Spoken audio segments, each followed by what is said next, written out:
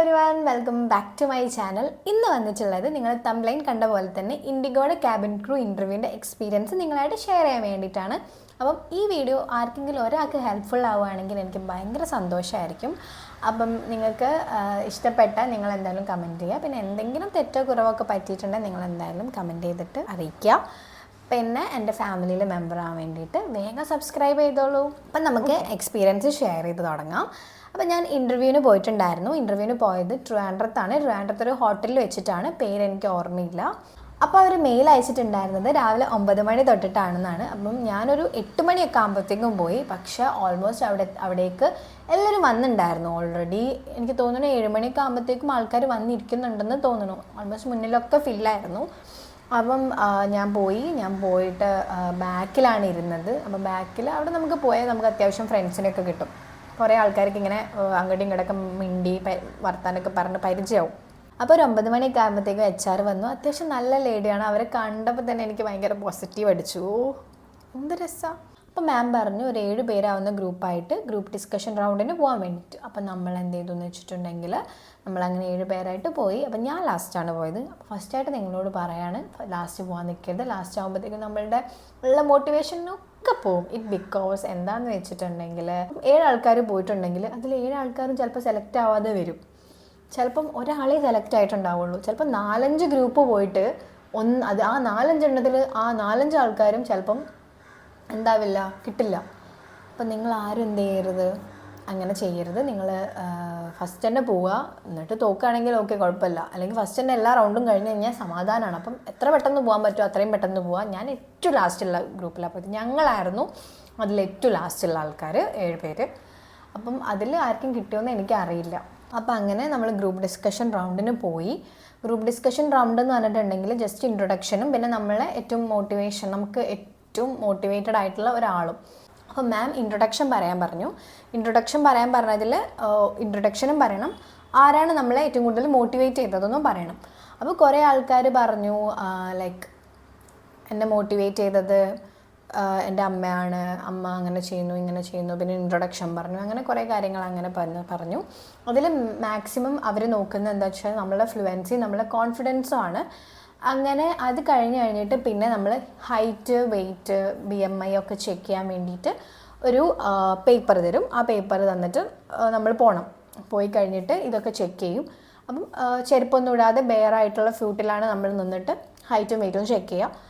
അപ്പം എനിക്ക് ഹൈറ്റ് ഉണ്ടായിരുന്നില്ല. എനിക്ക് 155 വേണം ഇൻഡിഗോയ്ക്ക്. എനിക്ക് 153 ഉണ്ടായിരുന്നുള്ളൂ. പിന്നെ അത് കഴിഞ്ഞിട്ടുള്ളത് എൻ്റെ ഫ്രണ്ട്സൊക്കെ പറഞ്ഞിട്ടുള്ള എക്സ്പീരിയൻസ് ഞാൻ പറഞ്ഞുതരാം. അത് കഴിഞ്ഞ് പിന്നെ ഹിന്ദി റൗണ്ടാണ്. ഹിന്ദി റൗണ്ട് എങ്ങനെയാണെന്ന് വെച്ചിട്ടുണ്ടെങ്കിൽ ഒരാൾ വീഡിയോ കോൾ ചെയ്തിട്ടുണ്ടായിരുന്നു. വീഡിയോ കോൾ ചെയ്തിട്ട് അവർ ഇൻട്രൊഡക്ഷൻ പറഞ്ഞു. പിന്നെ അമ്മയല്ലാതെ നമ്മളുടെ ഒരു മോട്ടിവേറ്റഡ് ആയിട്ടുള്ള ഒരാൾ. അപ്പം അവർ ഹിന്ദി ഫ്ലുവൻസി നോക്കും. ഹിന്ദി അറിയണം. ഇൻഡിഗോയിൽ എന്നല്ല, ഡൊമസ്റ്റിക് എയർലൈൻസിൽ എല്ലാത്തിലും ഹിന്ദി അത്യാവശ്യം അറിയണം. അപ്പം അവർ ഹിന്ദി ഫ്ലുവൻസി നോക്കും. അത് കഴിഞ്ഞിട്ട് പിന്നെ ഉണ്ടായിട്ടുള്ളതെന്ന് പറഞ്ഞിട്ടുണ്ടെങ്കിൽ ഫൈനൽ റൗണ്ട് HR ആയിട്ടുള്ള ഫേസ് ടു ഫേസ് ഇൻ്റർവ്യൂ ആണ്. അതും അവർ മാം ചോദിക്കുക എന്തുകൊണ്ട് ഇൻഡിഗോ അല്ലെങ്കിൽ എന്തുകൊണ്ട് ക്യാബിൻ ക്രൂ, അങ്ങനെയൊക്കെയാണ് എൻ്റെ ഫ്രണ്ടിൻ്റെ അടുത്ത് ചോദിച്ചിട്ടുണ്ടായിരുന്നത്. അവിടെ നിന്ന് കിട്ടിയ ഫ്രണ്ടാണ് കേട്ടോ. അപ്പം അവരോട് ചോദിച്ചിട്ടുണ്ടായിരുന്നത്. അപ്പം അങ്ങനെ ലൈക്ക് സെലക്ട് ആയിട്ടുള്ള ആൾക്കാർ ആ ഒരു ഇൻ്റർവ്യൂവിൽ 3-4 ആൾക്കാർ എന്തോ ഇൻ്റർവ്യൂ ക്ലിയർ ആയിട്ടേ ഉള്ളൂ. കുറേ ആൾക്കാർ വന്നിട്ടുണ്ടായിരുന്നു.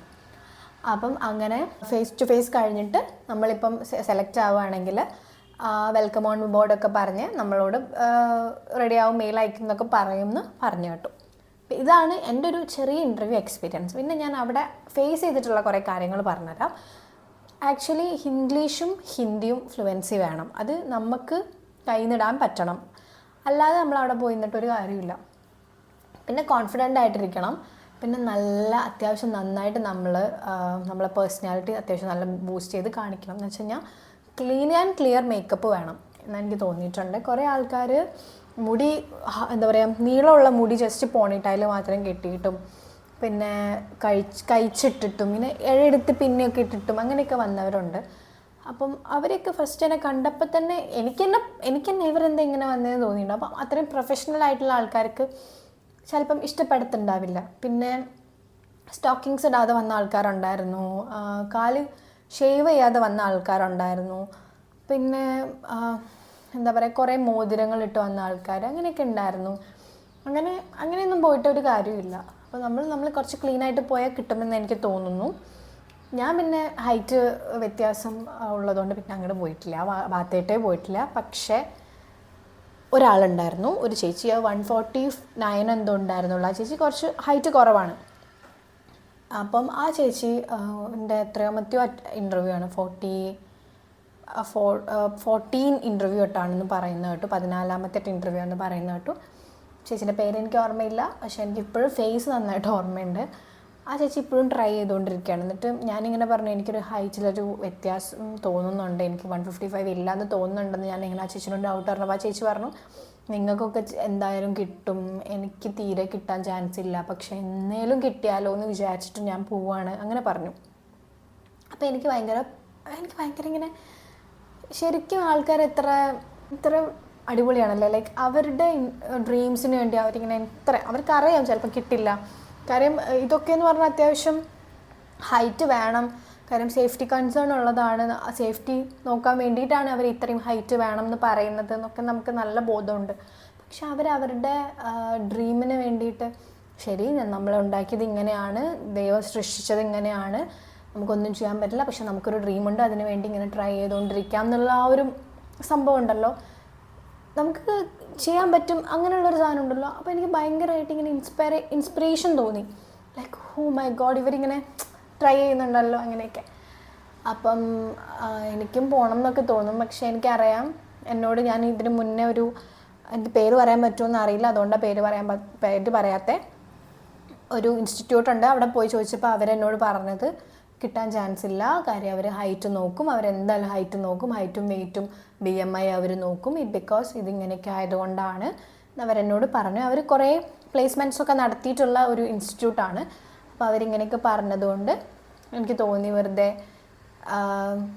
അതിൻ്റെ ശരിയാണ്, ചിലവും ട്രൈ ചെയ്താൽ കിട്ടുമായിരിക്കും, പക്ഷേ വെറുതെ ടൈം വേസ്റ്റ് ചെയ്യണ്ടല്ലോ എന്ന് വിചാരിച്ചിട്ടാണ് ഞാനിപ്പം ഇങ്ങനെ ഹോൾഡ് ചെയ്ത് വെച്ചിരിക്കുന്നത്. പോവില്ല എന്നല്ല, ഹോൾഡ് ചെയ്ത് വെച്ചിട്ടുള്ളത്. അപ്പം എനിക്ക് ട്രൈ ചെയ്യുന്നവരുടെ ഇൻ്റർവ്യൂവിനൊക്കെ ഇൻഡിഗോ അല്ലെങ്കിൽ എയർലൈൻസ് ഏതിനെങ്കിലും ക്യാബിൻ ക്രൂ ഇൻ്റർവ്യൂവിന് ട്രൈ ചെയ്യുന്നവരോട് എനിക്ക് പറയാനുള്ളത് ട്രൈ ചെയ്തുകൊണ്ടിരിക്കുക.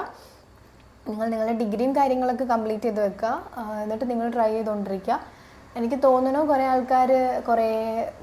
ആൾക്കാരുടെ വീഡിയോ ഞാൻ ഇങ്ങനെ കണ്ട സമയത്ത് കുറേ ആൾക്കാർ ചോദിക്കുന്ന കേട്ടു ഡിഗ്രി വേണോ, അല്ലെങ്കിൽ അങ്ങനെ വേണോ ഇങ്ങനെ വേണോ, ക്യാബിൻ ക്രൂവിൻ്റെ വല്ല കോഴ്സ് പഠിക്കണോ, അങ്ങനെയൊന്നും ഇല്ല എന്നാണ് എല്ലാവരും പറഞ്ഞിട്ടുള്ളത്. അപ്പോൾ ഞാനൊന്ന് പറഞ്ഞിട്ട് തന്നേ ഉള്ളൂ, അങ്ങനെയൊന്നുമില്ല. ജസ്റ്റ് ഒന്ന് നമുക്ക് ഇംഗ്ലീഷും ഹിന്ദിയും ഫ്ലുവൻ്റായിട്ടിരിക്കണം, നമ്മൾ കുറച്ച് നന്നായി ആക്റ്റീവായിട്ട് സംസാരിക്കാൻ പറ്റണം, നമ്മൾ കുറച്ചുകൂടി മോട്ടിവേറ്റഡ് ആയിട്ടിരിക്കണം എന്നേ ഉള്ളൂ. അതാകുമ്പം നമുക്ക് കിട്ടും. കാരണം ബേസിക് ആയിട്ടുള്ള ക്വസ്റ്റ്യൻസ് തന്നെയാണ് ഓൾമോസ്റ്റ് എല്ലാവരും ചോദിച്ചെന്ന് പറഞ്ഞ് കേട്ടിട്ടുള്ളതും, പിന്നെ ഞാൻ കണ്ടിട്ടുള്ളതും. പിന്നെ എന്താ വെച്ചാൽ എൻ്റെ ഫ്രണ്ട് ഒരു കുട്ടിയുണ്ട്, ബാംഗ്ലൂരിലാണ്, അവൾ കുറേ പോയി, അവളൊരു 10-15 എണ്ണം പോയി എന്ന് എന്നോട് പറഞ്ഞു. അവളോടും ബേസിക്കായിട്ട് ഇങ്ങനത്തെ ക്വസ്റ്റ്യൻസ് തന്നെയാണ് ചോദിച്ചിട്ടുള്ളത്. നമ്മുടെ ഇംഗ്ലീഷ് ഫ്ലുവൻസി, പിന്നെ നമ്മുടെ ഹൈറ്റ് വെയ്റ്റ് BMI, പിന്നെ നമ്മുടെ ഹിന്ദി ഫ്ലുവൻസി, ഡൊമസ്റ്റിക് ആണെങ്കിൽ ഹിന്ദി മതി, ഇപ്പോൾ ഹിന്ദി ഫ്ലുവൻസി അതൊക്കെ കൂടിയാണ് നോക്കുക. പിന്നെ നമുക്ക് ഇൻ്റർനാഷണൽ നോക്കാം. ഇൻ്റർനാഷണൽ എന്താണെന്ന് വെച്ചിട്ടുണ്ടെങ്കിൽ ആം റീച്ച് ആണ്, 212 സെൻറ്റിമീറ്റർ ആം റീച്ച് ഉണ്ടോ എന്ന് നോക്കാം. പിന്നെ ഇംഗ്ലീഷ് ഫ്ലുവൻസി, ഹിന്ദി വേണമെന്നില്ല, ഇംഗ്ലീഷ് ഫ്ലുവൻസി. പിന്നെ +2 എങ്കിലും ക്വാളിഫിക്കേഷൻ വേണം. ഇവർ ഇപ്പോൾ ചോദിക്കുന്നത് +2 ക്വാളിഫിക്കേഷൻ മാത്രമാണ്. ചില എയർലൈനിലുണ്ടെന്ന് തോന്നുന്നു ഡിഗ്രി, പക്ഷേ UG ഒക്കെ ചോദിക്കുന്നുണ്ടെന്ന് തോന്നുന്നു. ഈ വീഡിയോ ആർക്കെങ്കിലും ഉപകാരപ്പെടുകയാണെങ്കിൽ ഐ ആം സോ ഹാപ്പി. നിങ്ങളുടെ വിലയേറിയ അഭിപ്രായങ്ങൾ കമൻസായിട്ട് രേഖപ്പെടുത്തുമെന്ന് വിചാരിക്കുന്നു. അപ്പോൾ അത്രയേ ഉള്ളൂ. ബൈ.